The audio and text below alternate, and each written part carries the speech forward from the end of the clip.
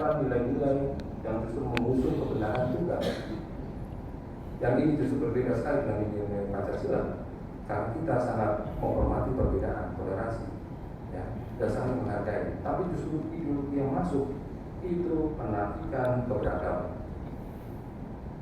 Ya kan? Coba Bapak Ibu renungkan, betul nggak apa yang saya sampaikan ini? Bukan hanya transnasional yang bercorak agama, juga ideologi-ideologi yang bercorak politik. Jadi pengaruh negatif dari globalisasi tersebut memicu terjadinya kasus yang menyangkut SARA. Kita lihat terjadi setiap hari perusakan tempat ibadah, ya masih terjadi. Kalau dikuantifikasi dan dibuat data-datanya nanti akan terlihat bahwa itu masih sangat tinggi di seluruh Indonesia. Terorisme, pertikaian antar suku, konflik internal dan antar agama. Dan jika masalah ini dibiarkan akan terjadi proses disintegrasi yang berbahaya bagi kedaulatan bangsa Indonesia. Ya, jadi kita harus menyikapi ini semua masalah SARA. Kemudian juga salah kelola sumber daya alam. Ini seringkali kita anggap tidak ada dalam isu-isu ataupun dalam pertemuan-pertemuan publik yang dihadiri oleh representasi dari masyarakat Indonesia. Masalah pengelolaan sumber daya alam jarang sekali disinggung. Ini terjadi di depan mata kita, kadang-kadang di wilayah kita, tapi jarang kita angkat karena kita nggak merasa sedang mengalami satu ekspektasi yang nggak beda dengan periode atau masa penjajahan atau kolonialisme. Kita anggap sesuatu yang wajar saja. Jadi sejak tahun 1984 kita tidak pernah lagi mencapai swasembada beras. Nah, karena memang sebetulnya makanan pokok kita bukan beras, gitu ya. Tetapi kemudian diarahkan agar semuanya mengkonsumsi beras sehingga timbullah masalah. Karena masyarakat yang tadinya tidak mengkonsumsi beras harus makan beras, mana cukup di daerah persawahan yang tetap untuk memberi makan kepada masyarakat Indonesia secara keseluruhan. Tradisi pangan kita yang luar biasa dengan ketahanan pangan yang sangat lentur itu menjadi pulang ketika kita semua beralih makan ke makan nasi. Ya, selama 2 hari rakernas ini makanan utama kita hanya nasi. Betul kan? Jadi nggak ada diversifikasi. Itu 17 provinsi di sini. Ya, ada 17 wilayah. Tapi makanannya tiap hari nasi dulu.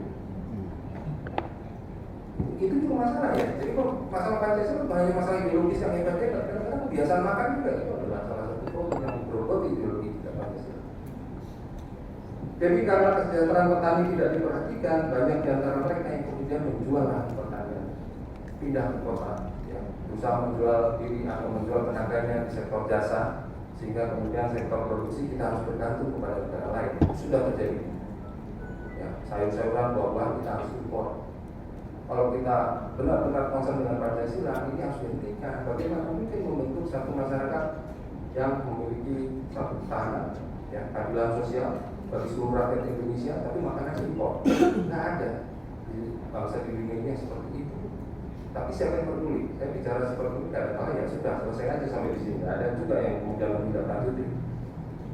Kemudian justru pihak asing yang mengelola dan mengambil kekayaan sumber daya alam Indonesia sampai hari ini, yakin saya kalau didata dari 17 provinsi di setiap wilayah ada investasi asing yang sedang menguruk kekayaan alam di wilayah itu. Yang keempat, praktek pengelolaan sumber daya alam di Indonesia hingga saat ini masih belum sejalan dengan amanat Undang-Undang Dasar 1945 pasal 33 ayat 2 yang sebetulnya berinduk kepada sila kelima dari Pancasila. Nah, kita semua masih tidak memperdulikan praktik daripada apa yang terjadi di sekitar kita yang bertentangan dengan pasal 33 ayat 2 UUD 1945.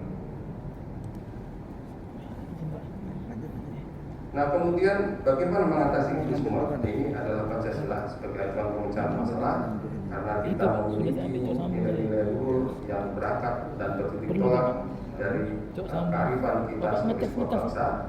Jadi Pancasila itu memiliki bermacam-macam fungsi dan kedudukan, antara lain sebagai dasar kehidupan, pandangan hidup bangsa, ideologi negara, jiwa dan kepribadian bangsa.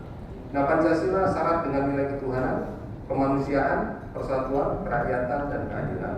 Secara filosofis, Pancasila dapat dijadikan sumber inspirasi untuk mencapai permasalahan yang berkembang dalam masyarakat, dan untuk dapat mewujudkan nilai-nilai Pancasila dalam kehidupan masyarakat harus ada kepemimpinan yang kuat.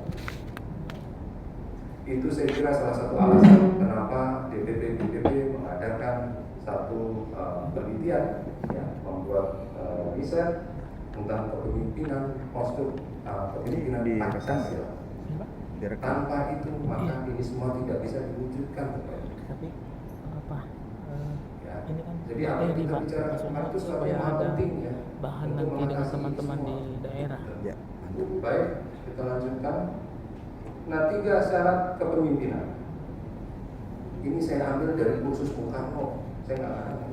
Dari kursus Bung Karno tentang Pancasila, ketika sampai pada tema kebangsaan, di tengah-tengah materi dia menggambarkan 3 syarat kepemimpinan yang dipraktekkan oleh Bung Karno sendiri. Seorang pemimpin harus mampu menggambarkan dengan jelas apa yang menjadi cita-cita bersama. Siapapun yang kita pimpin, kita harus bisa memberikan visi tentang apa yang menjadi cita-cita kita bersama. Dan cita-cita itu merupakan sesuatu yang konkret, tidak boleh mengawang-awang, konkret, bisa diwujudkan, ya, sehingga kemudian orang bisa memikirkan bagaimana cara mencapainya. Ini yang dilakukan oleh Soekarno ketika dia menanamkan keinginan untuk merdeka kepada bangsa Indonesia. Dia dengan jelas mencanangkan bahwa bangsa Indonesia harus merdeka, ya, dan itu tertanam di dalam benak rakyat Indonesia. Karena itu cita-cita bersama, ya. Dan kemudian yang kedua, menurut Bung Karno, harus dapat membangkitkan seorang pemimpin, harus dapat membangkitkan kepercayaan masyarakat akan kemampuan, bukan hanya menanamkan cita-cita, tapi juga harus bisa menanamkan keyakinan bahwa masyarakat itu akan mampu mencapai apa yang dicita-citakan.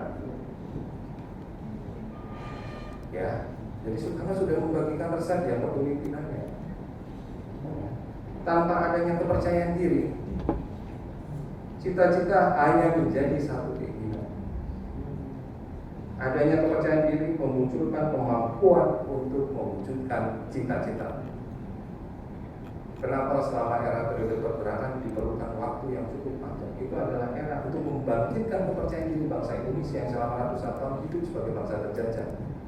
Ditanamkan cita-cita, dibangkitkan kepercayaan dirinya, dan rakyat menjadi percaya bahwa mereka bisa merdeka, bahwa mereka tidak harus hidup dalam realita kolonialisme.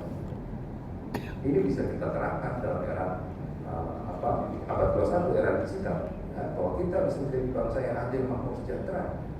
Nah, bangkitkan kepercayaan diri rakyat untuk mewujudkan itu semua. Nah, yang ketiga, seorang pemimpin harus mampu mengorganisasi, bukan hanya memberikan retorika dan menanamkan berbagai keyakinan, tapi dia juga bisa mewujudkan itu dalam tindakan-tindakan konkret dalam bentuk bersama. Dia harus mampu mengorganisasi masyarakat untuk mencapai tujuan bersama. Nah, kepercayaan diri tanpa kemampuan menyatukan kekuatan akan sulit untuk dapat mencapai cita-cita bersama. Nah, melalui penyatuan kekuatan dan pengorganisasian, maka tujuan bersama akan dicapai. Nah, saya melihat ada berbagai DPD di DPP-DPP itu tidak bisa menjalankan programnya. Saya kira kuncinya ada di 3 masalah ini, salah satu yang diinspirasikan oleh Soekarno. Perlu diberikan satu gambaran dengan jelas apa yang menjadi cita-cita bersama. Mau saya besar-besar dulu, tapi kira-kira apa yang ingin dicapai oleh DPD dalam 1 tahun. Bangkitkan kepercayaan diri anggota DPD. Kemudian organisasi mereka untuk bisa mewujudkan ini semua akan berjalan program DPD. Ya, supaya kita konkret, nggak bicara cuma masalah konseptual dan nggak ada kewujudannya. Tahun depan mudah-mudahan ketika kita rakernas lagi, saya ingin mendengar sudah berjalan program-program di DPD. Jangan lagi menyampaikan hal bahwa nggak ada yang bisa bekerja, nggak ada yang mau berkorban, nggak ada yang mau begini. Kalau kita ajak begitu saja ya nggak bisa. Tapi kepemimpinan itu ada tahapan-tahapannya. Bisa dibayangkan kerja besar yang dilakukan oleh para bapak bangsa dan ibu bangsa kita, pemimpinan kita. Bagaimana dari sesuatu yang tidak ada menjadi ada. Kemerdekaan itu suatu cita-cita yang luar biasa. Ya, di tengah realita penjajahan, dan itu bisa diwujudkan. Ini pekerjaan besar, bisa. Bangsa kita pernah melakukan. Kalau gerakan kepemimpinan Pancasila mencita-citakan sesuatu, apakah bisa menemui kendala-kendala yang bersifat struktural? Bisa. Dulu kendala struktural adalah kolonialisme. Sekarang kendala struktural mungkin adalah sifat pragmatis, mau cari untung sendiri, nggak mau berkorban dan segala macam. Itu bukan masalah-masalah yang berat sebetulnya. Ya, dan itu sering saya dengar dari laporan DPD tentang kendala yang mereka hadapi.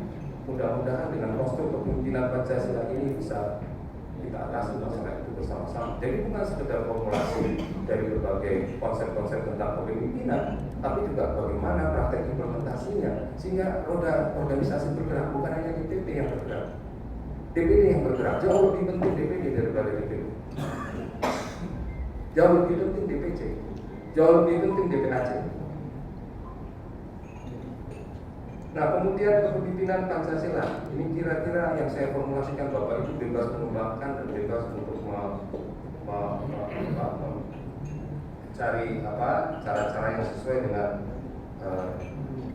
tantangan masing-masing. Kepemimpinan yang mampu mempengaruhi, meyakinkan serta mengajak masyarakat untuk mau, nggak berhenti sampai di mau saja tidak akan menyelesaikan masalah, tapi juga mampu menghayati, mengamalkan Pancasila demi terwujudnya masyarakat adil dan makmur melalui perilaku kehidupan dan perilaku yang bermartabat yang sesuai dengan nilai luhur dan kearifan bangsa Indonesia. Ya, ini kira-kira mungkin tawaran saya ya, bagaimana sih sebetulnya kepemimpinan Pancasila ini harus dibuktikan dulu, gitu ya, baru bisa kita terapkan sebagai satu formulasi yang mungkin bisa melengkapi konstruk kepemimpinan Pancasila yang kemarin sudah disampaikan panjang lebar. Baik, yang terakhir ini adalah karakter kepemimpinan Pancasila. Jadi kepemimpinan yang mampu mengaplikasikan nilai-nilai Pancasila dan Undang Dasar 1945 ke dalam kehidupan berbangsa dan bernegara. Ya, bukan hanya di dalam forum-forum seperti ini, tetapi dalam kehidupan berbangsa dan bernegara.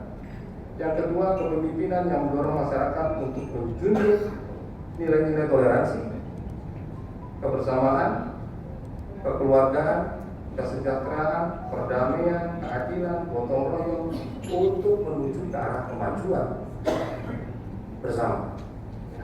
Yang ketiga, kepemimpinan yang dapat mengelola kebinekaan yang ada di hadapan saya, di hadapan Bapak Ibu semua. Kita ini bineka, luar biasa, beraneka warna, berbagai agama. Inilah keindahan Indonesia sedang kita nikmati bersama-sama saat-saat ini yang sangat mahal. Tadi disampaikan oleh Pak Ketua, ya ini saat-saat yang sangat mahal, sepadan dengan harga yang harus kita bayar dengan mengorbankan waktu, uang, dan tenaga.